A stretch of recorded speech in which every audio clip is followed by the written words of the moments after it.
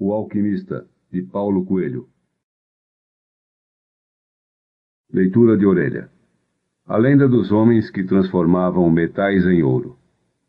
Certa noite, um jovem pastor tem um sonho repetido. Fala de um tesouro oculto guardado perto das pirâmides do Egito. O rapaz resolve seguir seu sonho e defronta-se com os grandes mistérios que acompanham o homem desde o começo dos tempos.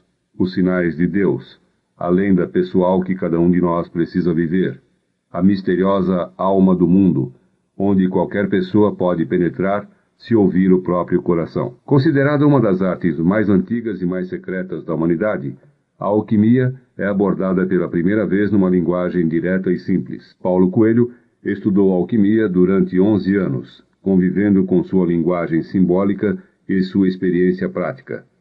Para escrever O Alquimista, foi até as pirâmides do Egito e ao deserto do Saara pesquisar a origem e os principais códigos da grande obra, o segredo que seduziu corações e mentes de muitos homens na Idade Média e que até hoje é praticado. Dedicatória. Para J., alquimista que conhece e utiliza os segredos da grande obra. Prefácio. É importante dizer alguma coisa sobre o fato de O Alquimista ser um livro simbólico, diferente de O Diário de um Mago, que foi um trabalho de não-ficção. Durante 11 anos de minha vida estudei alquimia. A simples ideia de transformar metais em ouro ou de descobrir o elixir da longa vida já era fascinante demais para passar despercebida a qualquer iniciante em magia. Confesso que o elixir da longa vida me seduzia mais. Antes de entender e sentir a presença de Deus, a ideia de que tudo ia acabar um dia era desesperadora. De maneira que, ao saber da possibilidade de conseguir um líquido capaz de prolongar por muitos anos minha existência, resolvi dedicar-me de corpo e alma à sua fabricação. Era uma época de grandes transformações sociais, o começo dos anos 70, e não havia ainda publicações sérias a respeito de alquimia. Comecei, como um dos personagens do livro, a gastar o pouco dinheiro que tinha na compra de livros importados, e dedicava muitas horas do meu dia ao estudo da sua simbologia complicada. Procurei 2 ou 3 pessoas no Rio de Janeiro que se dedicavam seriamente à grande obra, e elas se recusaram a me receber. Conheci também muitas outras pessoas que se diziam alquimistas, possuíam seus laboratórios e prometiam me ensinar os segredos da arte em troca de verdadeiras fortunas. Hoje entendo que elas nada sabiam daquilo que pretendiam ensinar. Mesmo com toda a minha dedicação, os resultados eram absolutamente nulos. Não acontecia nada do que os manuais de alquimia afirmavam em sua complicada linguagem. Era um sem fim de símbolos de dragões, leões, sóis, luas e mercúrios, e eu sempre tinha a impressão de estar no caminho errado, porque a linguagem simbólica permite uma gigantesca margem de equívocos. Em 1973, já desesperado com a ausência de progresso, cometi uma suprema irresponsabilidade. Nesta época, eu era contratado pela Secretaria de Educação de Mato Grosso para dar aulas de teatro naquele estado, e resolvi utilizar meus alunos em laboratórios teatrais que tinham como tema a Tábua da Esmeralda. Esta atitude, aliada a algumas incursões minhas nas áreas pantanosas da magia, fizeram com que no ano seguinte eu pudesse experimentar na própria carne a verdade do provérbio: aqui se faz, aqui se paga. Tudo à minha volta ruiu por completo. Passei os próximos 6 anos de minha vida numa atitude bastante cética com relação a tudo que dissesse respeito à área mística. Neste exílio espiritual, aprendi muitas coisas importantes, que só aceitamos uma verdade quando primeiro a negamos do fundo da alma, que não devemos fugir de nosso próprio destino e que a mão de Deus é infinitamente generosa, apesar de seu rigor. Em 1981, conheci Ram, R-A-M, e o meu mestre, que iria conduzir-me de volta ao caminho que está traçado para mim. E enquanto ele me treinava em seus ensinamentos, voltei a estudar alquimia por minha própria conta. Certa noite, enquanto conversávamos depois de uma exaustiva sessão de telepatia, perguntei por que a linguagem dos alquimistas era tão vaga e tão complicada. Existem 3 tipos de alquimistas, disse meu mestre. Aqueles que são vagos porque não sabem o que estão falando. Aqueles que são vagos porque sabem o que estão falando, mas sabem também que a linguagem da alquimia é uma linguagem dirigida ao coração e não à razão. E qual o terceiro tipo? Perguntei. Aqueles que jamais ouviram falar em alquimia, mas que conseguiram, através de suas vidas, descobrir a pedra filosofal. E com isto, meu mestre, que pertencia ao segundo tipo, resolveu me dar aulas de alquimia. Descobri que a linguagem simbólica que tanto me irritava e me desnorteava era a única maneira de se atingir a alma do mundo, ou o que Jung chamou de inconsciente coletivo. Descobri a lenda pessoal e os sinais de Deus, verdades que meu raciocínio intelectual se recusava a aceitar por causa de sua simplicidade. Descobri que atingir a grande obra não é tarefa de poucos, mas de todos os seres humanos sobre a face da Terra. É claro que nem sempre a grande obra vem sob a forma de um ovo e de um frasco com líquido, mas todos nós podemos, sem qualquer sombra de dúvida, mergulhar na alma do mundo. Por isso, O Alquimista é também um texto simbólico. No decorrer de suas páginas, além de transmitir tudo o que aprendi a respeito, procuro homenagear grandes escritores que conseguiram atingir a linguagem universal. Hemingway, Blake, Borges, que também utilizou a história persa para um de seus contos, Malbataan, entre outros. Para completar este extenso prefácio e ilustrar o que meu mestre queria dizer com o terceiro tipo de alquimistas, vale a pena recordar uma história que ele mesmo me contou no seu laboratório. Nossa Senhora, com o menino Jesus em seus braços, resolveu descer à terra e visitar um mosteiro. Orgulhosos, todos os padres fizeram uma grande fila, e cada um chegava diante da Virgem para prestar sua homenagem.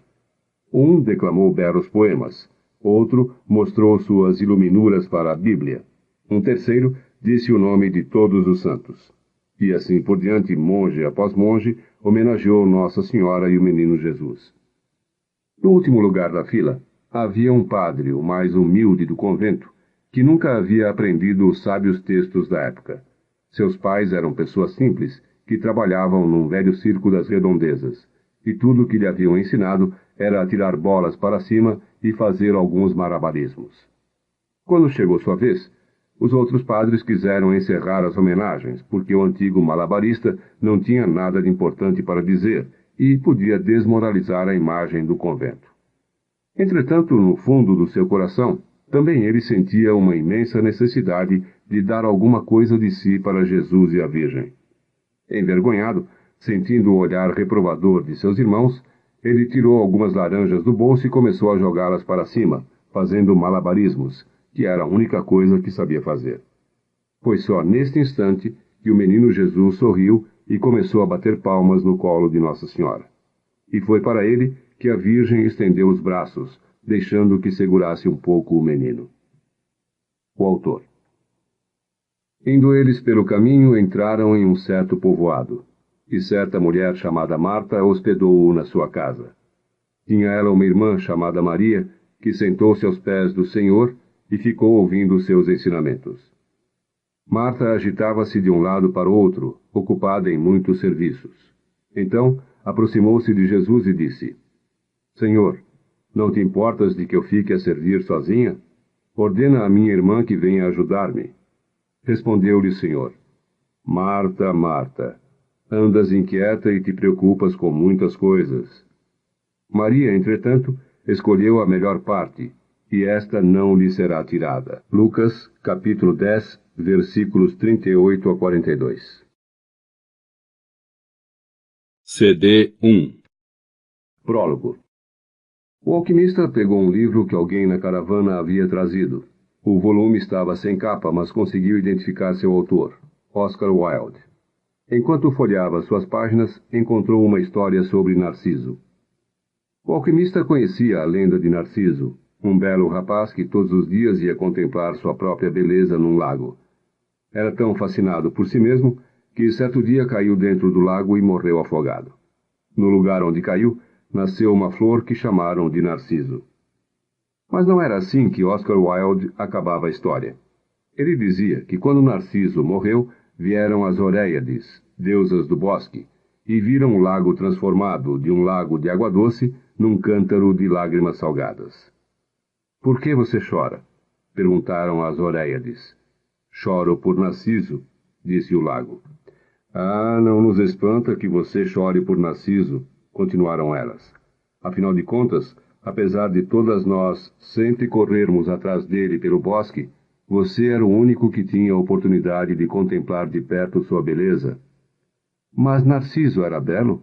Perguntou o lago. Quem mais do que você poderia saber disso? Responderam surpresas as Oréiades. Afinal de contas, era em suas margens que ele se debruçava todos os dias. O lago ficou algum tempo quieto. Por fim disse, eu choro por Narciso, que jamais havia percebido que Narciso era belo. Choro por Narciso porque, todas as vezes que ele se deitava sobre minhas margens, eu podia ver, no fundo dos seus olhos, minha própria beleza refletida. Que bela história, disse o alquimista. Primeira parte. O rapaz chamava-se Santiago. Estava começando a escurecer quando chegou com seu rebanho diante de uma velha igreja abandonada. O teto tinha despencado há muito tempo, e um enorme sicômoro havia crescido no local que antes abrigava a sacristia. Resolveu passar a noite ali. Fez com que todas as ovelhas entrassem pela porta em ruínas, e então colocou algumas tábuas de modo que elas não pudessem fugir durante a noite. Não haviam lobos naquela região, mas certa vez um animal havia escapado durante a noite, e ele gastara todo o dia seguinte procurando a ovelha desgarrada. Borrou o chão com seu casaco e deitou-se, usando o livro que acabara de ler como travesseiro. Lembrou-se antes de dormir que precisava começar a ler livros mais grossos. Demoravam mais para acabar e eram travesseiros mais confortáveis durante a noite. Ainda estava escuro quando acordou. Olhou para cima e viu que as estrelas brilhavam através do teto semidestruído. Queria dormir um pouco mais, pensou ele. Tivera o mesmo sonho da semana passada, e outra vez acordara antes do final. Levantou-se e tomou um gole de vinho. Depois pegou o cajado e começou a acordar as ovelhas que ainda dormiam. Ele havia reparado que assim que acordava, a maior parte dos animais também começava a despertar.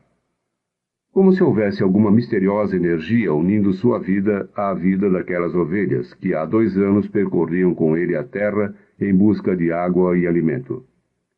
Elas já se acostumaram tanto a mim que conhecem meus horários, disse em voz baixa. Refletiu um momento e pensou que podia ser também o contrário, ele que havia se acostumado ao horário das ovelhas.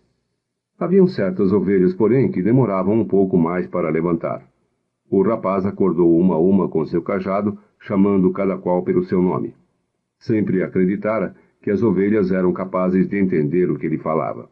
Por isso costumava às vezes ler para elas os trechos de livros que o haviam impressionado, ou falar da solidão e da alegria de um pastor no campo, ou comentar sobre as últimas novidades que via nas cidades por onde costumava passar.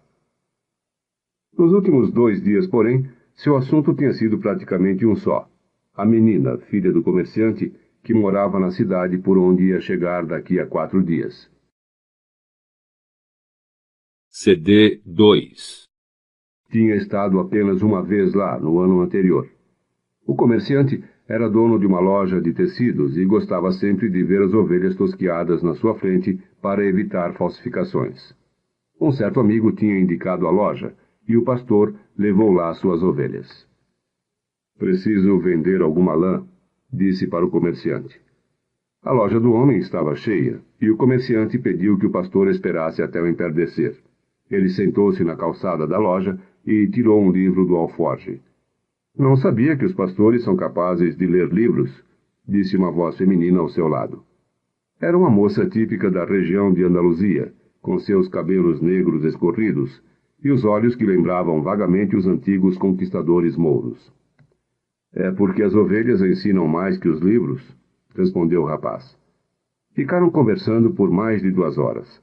Ela contou que era filha do comerciante e falou da vida na aldeia onde cada dia era igual ao outro. O pastor contou dos campos de Andaluzia, das últimas novidades que viu nas cidades onde visitara. Estava contente por não precisar conversar sempre com as ovelhas. Como aprendeu a ler? Perguntou a moça a certa altura. Como todas as outras pessoas, respondeu o rapaz. Na escola? E se sabe ler, então por que é apenas um pastor? O rapaz deu uma desculpa qualquer para não responder àquela pergunta. Ele tinha certeza de que a moça jamais entenderia. Continuou a contar suas histórias de viagem, e os pequenos olhos mouros abriam-se e fechavam-se de espanto e surpresa. À medida que o tempo foi passando, o rapaz começou a desejar que aquele dia não acabasse nunca, que o pai da moça ficasse ocupado por muito tempo e o mandasse esperar por 3 dias. Percebeu que estava sentindo uma coisa que nunca havia sentido antes, vontade de ficar morando numa mesma cidade para sempre. Com a menina de cabelos negros, os dias nunca seriam iguais. Mas o comerciante finalmente chegou e mandou que lhe tosquiasse 4 ovelhas. Depois pagou-lhe o que era devido e pediu que voltasse no ano seguinte. Agora faltavam apenas 4 dias para chegar de novo à mesma aldeia. Estava excitado e ao mesmo tempo inseguro. Talvez a menina já tivesse esquecido. Por ali passavam muitos pastores para vender lã. Não tem importância, disse o rapaz para suas ovelhas. Eu também conheço outras meninas em outras cidades, mas no fundo do seu coração ele sabia que tinha importância.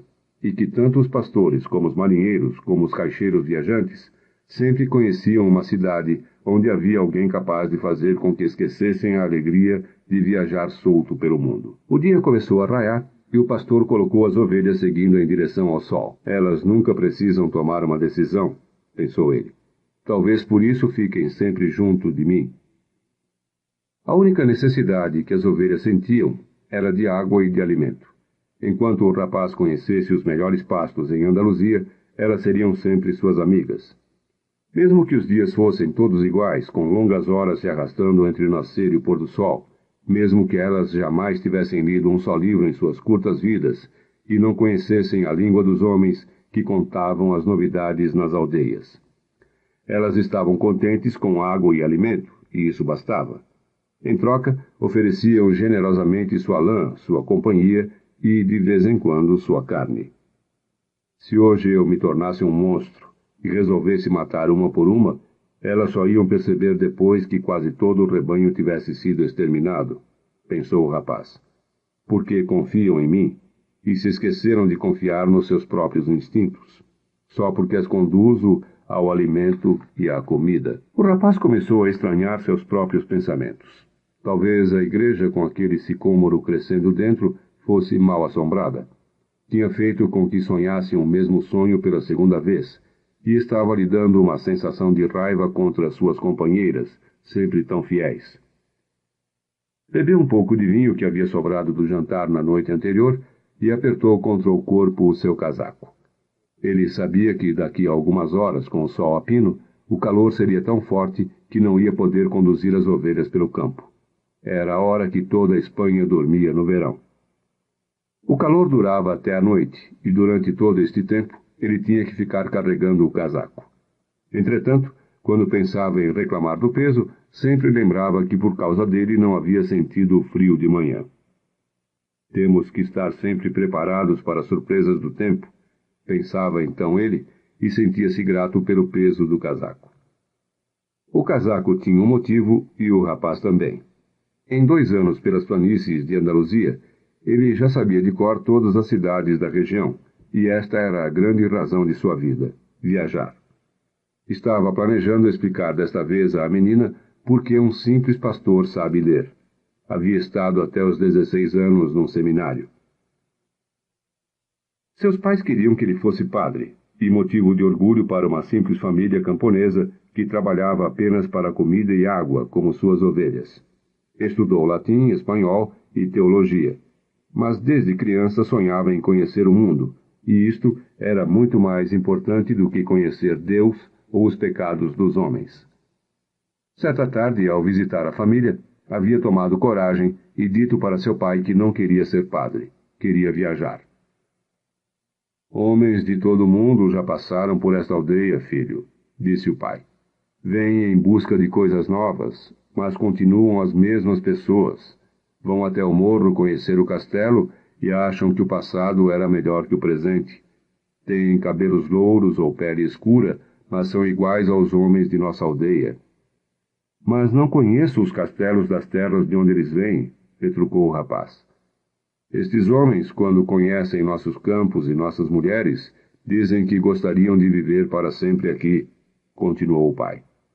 Quero conhecer as mulheres e as terras de onde eles vieram, disse o rapaz.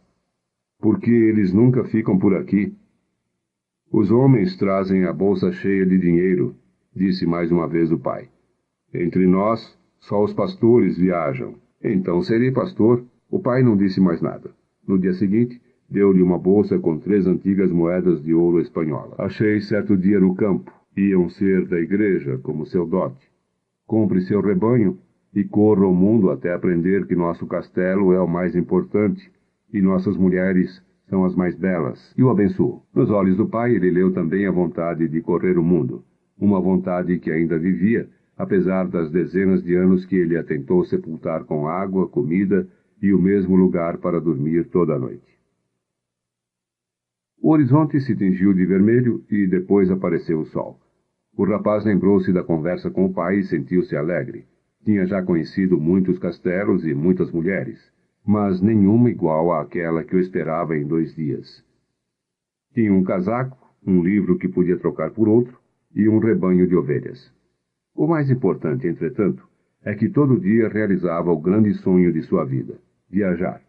Quando cansasse dos campos de Andaluzia, podia vender suas ovelhas e tornar-se marinheiro. Quando cansasse do mar, teria conhecido muitas cidades, muitas mulheres, muitas oportunidades de ser feliz. Não sei como buscam Deus no seminário, pensou enquanto olhava o sol que nascia. Sempre que possível, buscava um caminho diferente para andar. Nunca havia estado naquela igreja antes, apesar de haver passado tantas vezes por ali. O mundo era grande e inesgotável, e se ele deixasse que as ovelhas o guiassem apenas um pouquinho, ia terminar descobrindo mais coisas interessantes. O problema é que elas não se dão conta de que estão fazendo caminhos novos cada dia. Não percebem que os pastos mudaram, que as estações são diferentes, porque estão apenas ocupadas com água e comida. Talvez seja assim com todos nós, pensou o pastor. Mesmo comigo, que não penso em outras mulheres desde que conheci a filha do comerciante. Olhou o céu e, pelos seus cálculos, estaria antes do almoço em Tarifa. Lá poderia trocar seu livro por um volume mais grosso, encher a garrafa de vinho e fazer a barba e o cabelo. Tinha que estar pronto para encontrar a menina, e não queria pensar na possibilidade de outro pastor ter chegado antes dele com mais ovelhas para pedir sua mão. É justamente a possibilidade de realizar um sonho que torna a vida interessante, refletiu enquanto olhava novamente o céu e apressava o passo. Tinha acabado de se lembrar que em Tarifa morava uma velha capaz de interpretar sonhos, e ele tinha tido um sonho repetido aquela noite. A velha conduziu o rapaz até um quarto no fundo da casa, separado da sala por uma cortina feita de tiras de plástico colorido. Lá dentro tinha uma mesa, uma imagem do Sagrado Coração de Jesus e 2 cadeiras. A velha sentou-se e pediu que ele fizesse o mesmo. Depois, segurou as 2 mãos do rapaz e rezou baixo. Parecia uma reza cigana. O rapaz já havia encontrado muitos ciganos pelo caminho. Eles viajavam e, entretanto, não cuidavam de ovelhas. As pessoas diziam que a vida de um cigano era sempre enganar aos outros. Diziam também que eles tinham pacto com demônios e que raptavam crianças para servirem de escravas em seus misteriosos acampamentos. Quando era pequeno, o rapaz sempre tinha morrido de medo de ser raptado pelos ciganos, e este temor antigo voltou enquanto a velha segurava suas mãos. Mas existe a imagem do Sagrado Coração de Jesus, pensou ele, procurando ficar mais calmo. Não queria que sua mão começasse a tremer e a velha percebesse seu medo. Rezou um Pai Nosso em silêncio. Que interessante, disse a velha sem tirar os olhos da mão do rapaz, e voltou a ficar quieta. O rapaz estava ficando nervoso. Suas mãos começaram involuntariamente a tremer, e a velha percebeu. Ele puxou as mãos rapidamente. Não vim aqui para ler as mãos, disse, já arrependido de ter entrado naquela casa. Pensou por um momento que era melhor pagar a consulta e ir-se embora sem saber de nada. Estava dando importância demais a um sonho repetido. Você veio saber de sonhos, respondeu a velha. E os sonhos são a linguagem de Deus. Quando ele fala a linguagem do mundo, eu posso interpretar. Mas se ele falar a linguagem de sua alma, só você pode entender. E vou cobrar a consulta de qualquer maneira. Mais um truque, pensou o rapaz. Entretanto, resolveu arriscar. Um pastor corre sempre o risco dos lobos ou da seca, e isto é que faz a profissão de pastor mais excitante. Tive o mesmo sonho 2 vezes seguidas, disse. Sonhei que estava num pasto com minhas ovelhas, quando aparecia uma criança e começava a brincar com os animais. Não gosto que mexam nas minhas ovelhas, elas ficam com medo de estranhos. Mas as crianças sempre conseguem mexer com os animais sem que eles se assustem. Não sei porquê. Não sei como os animais sabem a idade dos seres humanos. Volte para o seu sonho, disse a velha. Tenho uma panela no fogo. Além disso, você tem pouco dinheiro e não pode tomar todo o meu tempo. A criança continuava a brincar com as ovelhas por algum tempo. Continuou o rapaz, um pouco constrangido. E, de repente, me pegava pelas mãos e me levava até as pirâmides do Egito. O rapaz esperou um pouco para ver se a velha sabia o que eram as pirâmides do Egito, mas a velha continuou quieta.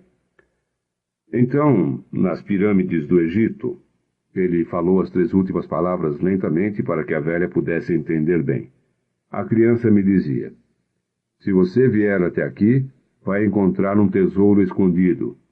E quando ela foi me mostrar o local exato, eu acordei, nas 2 vezes. A velha continuou em silêncio por algum tempo. Depois tornou a pegar as mãos do rapaz e estudá-las atentamente. Não vou lhe cobrar nada agora, disse a velha, mas quero 1/10 do tesouro se você encontrá-lo. O rapaz riu, de felicidade. Então, iria economizar o pouco dinheiro que tinha por causa de um sonho que falava em tesouros escondidos. A velha devia ser mesmo uma cigana. Os ciganos são burros. Então, interprete o sonho, pediu o rapaz. Antes, jure. Jure que você vai me dar a 10ª parte do seu tesouro em troca do que eu lhe disser. O rapaz jurou. A velha pediu para que ele repetisse o juramento, olhando para a imagem do Sagrado Coração de Jesus. É um sonho da linguagem do mundo, disse ela. Posso interpretá-lo, e é uma interpretação muito difícil. Por isso acho que mereço minha parte no seu achado. E a interpretação é esta. Você deve ir até as pirâmides do Egito. Nunca ouvi falar delas, mas se foi uma criança que lhe mostrou, é porque existem. Lá você encontrará um tesouro que lhe fará rico. O rapaz ficou surpreso e depois irritado. Não precisava ter procurado a velha para isto. Finalmente, lembrou-se de que não estava pagando nada. Para isto eu não precisava perder meu tempo, disse. Por isso lhe falei que seu sonho era difícil. As coisas simples são as mais extraordinárias, e só os sábios conseguem vê-las. Já que não sou uma sábia, tenho que conhecer outras artes, como a leitura de mãos. E como eu vou chegar até o Egito? Eu só interpreto sonhos, não sei transformá-los em realidade. Por isso tenho que viver do que minhas filhas me dão. E se eu não chegar até o Egito? Eu fico sem pagamento. Não será a primeira vez? E a velha não disse mais nada. Pediu para que o rapaz saísse, pois já tinha perdido muito tempo com ele. O rapaz saiu decepcionado e decidido a nunca mais acreditar em sonhos. Lembrou-se de que tinha várias providências a tomar. Foi ao armazém arranjar alguma comida, trocou seu livro por um livro mais grosso e sentou-se num banco da praça para saborear o vinho novo que havia comprado. Era um dia quente, e o vinho, por um destes mistérios insondáveis, conseguia resfriar um pouco seu corpo. As ovelhas estavam na entrada da cidade, no estábulo de um novo amigo seu. Conhecia muita gente por aquelas bandas, e por isso gostava de viajar.